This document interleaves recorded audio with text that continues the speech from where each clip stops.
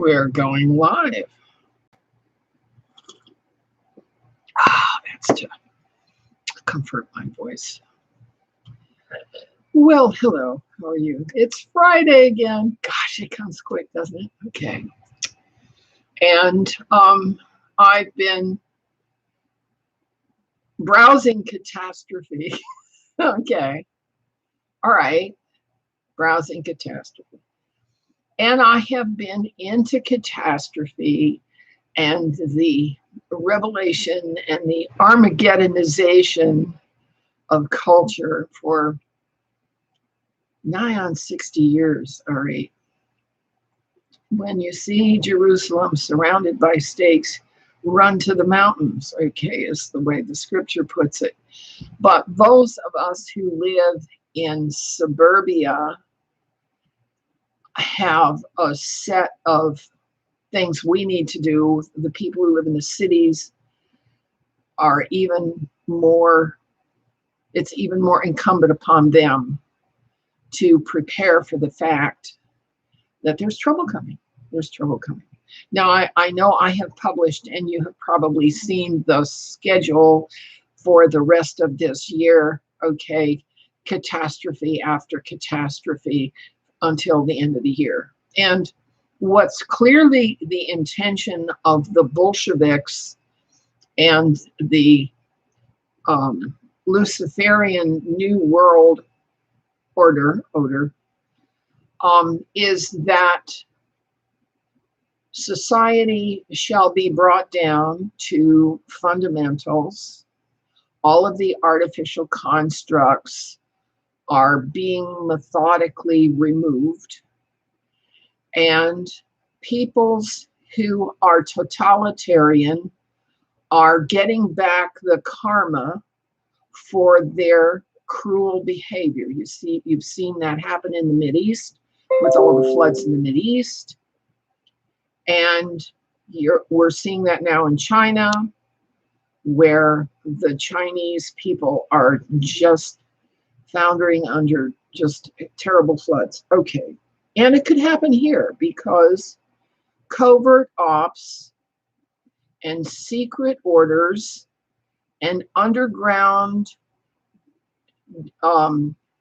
deep underground military base operations of human trafficking have created situations of such cruelty that the exercise of karma is to be expected. So what do we do? All right, and let's just think about this. The world, when it is finished with this emergency, will have cleansed itself of treachery, protection rackets, and divide and conquer. Those are the three crimes that have been ensconced in maritime admiralty statutes since the El Anu Treaty became the precedent for the Greada Treaty in 1954 and the Tau 9 in 2005-2006. So those are the crimes that have to be removed by this apocalypse, okay? Treachery, which is double dealing and I'm righter than you, and fraud and saying one thing and doing something else. And protection rackets, what are the protection rackets? Bribery, cruelty, penury with misery, perfidy and secrecy, and usury. Those are the protection rackets that have taken hold of our societies worldwide. And those have to be disassembled. Okay. So how do we prepare for what comes after the demolition of the system? Because we know the system is going to be demolished, but the people who stand for principle will continue to stand. Okay, and so far, the behavior and outcomes that Mr. Trump has precipitated and carried out have not revealed any treachery, protection rackets, or divide and conquer on his part. So he can come through this, even if the system that he is leading collapses out from under him. That's been known to happen, you know, where the leader persists and the bureaucracy and hierarchy collapses under him, and he has to start over. He has to start from scratch. Flies. Honest, they buzz you. Okay. So let's say that what's going to happen is that the people who stand on principle, on truth and decency, need to know how to persist after all of the artificialities have been removed. Well, there are certain industries that are no longer going to be operating anymore, okay? The huge plastics and artificiality industries is going to have to go bye-bye because they're so polluting. So now it's a good idea. Here's some good ideas.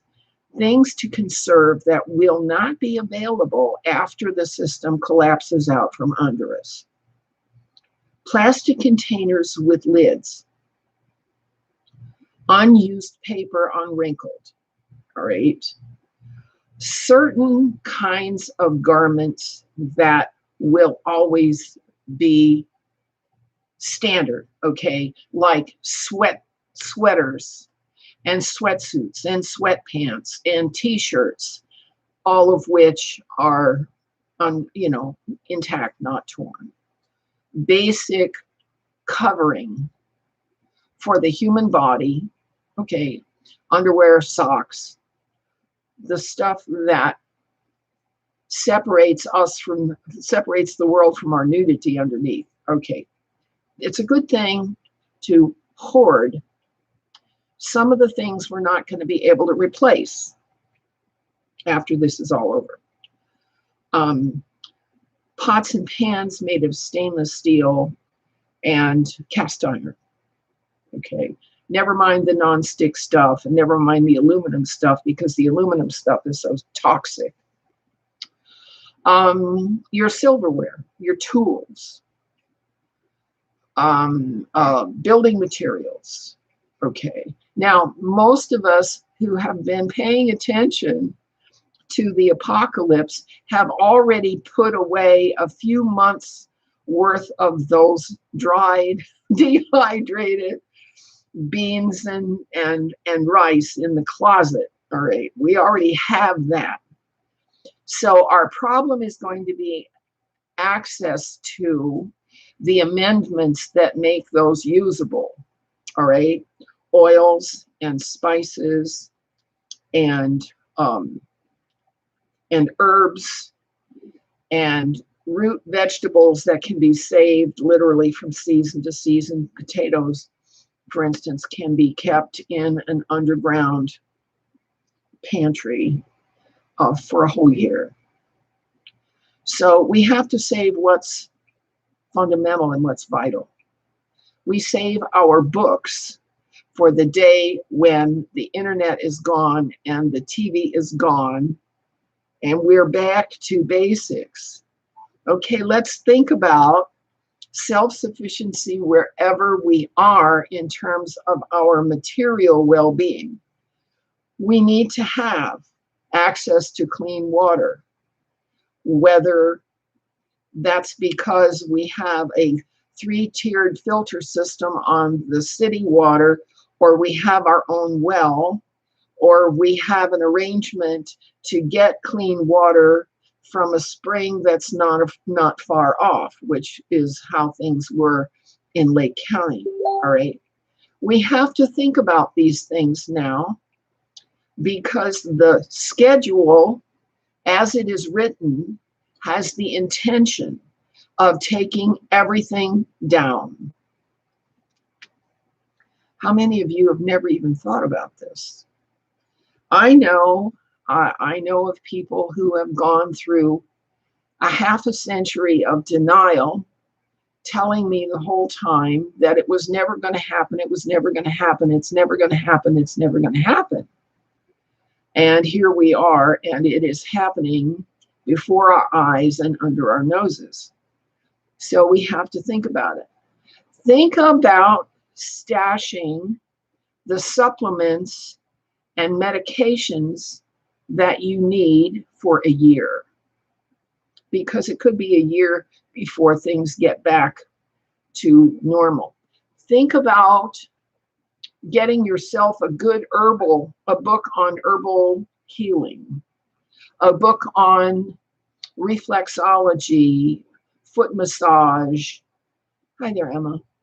Foot massage, and energy management. It's called Reiki. Energy management is what in a marriage the couple does for each other in their sexual relationship. The man gives his wife energy. That's how it's supposed to work. Doesn't always work that way anymore. All right.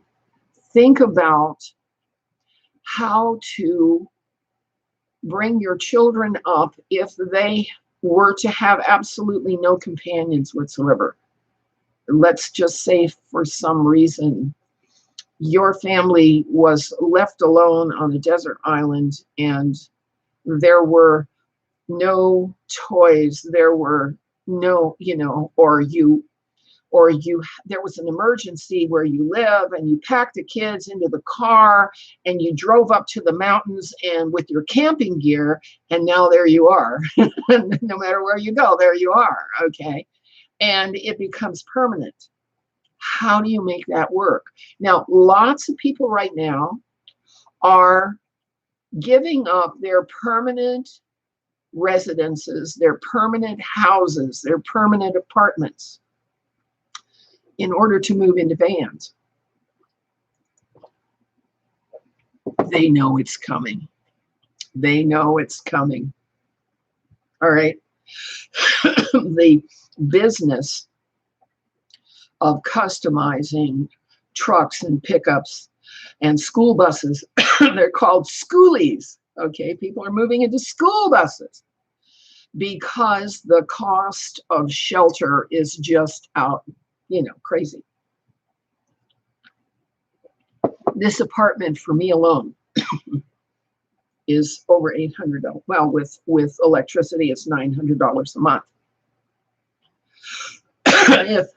If I lose the $900 a month, what am I going to do?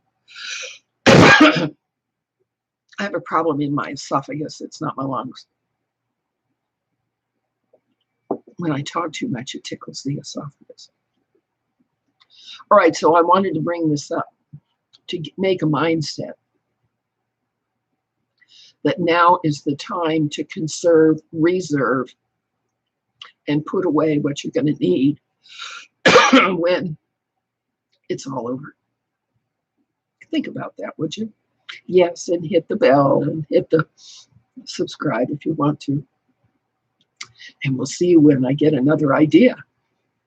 This is just Grandma. I'm nobody special. We'll see you. Bye-bye.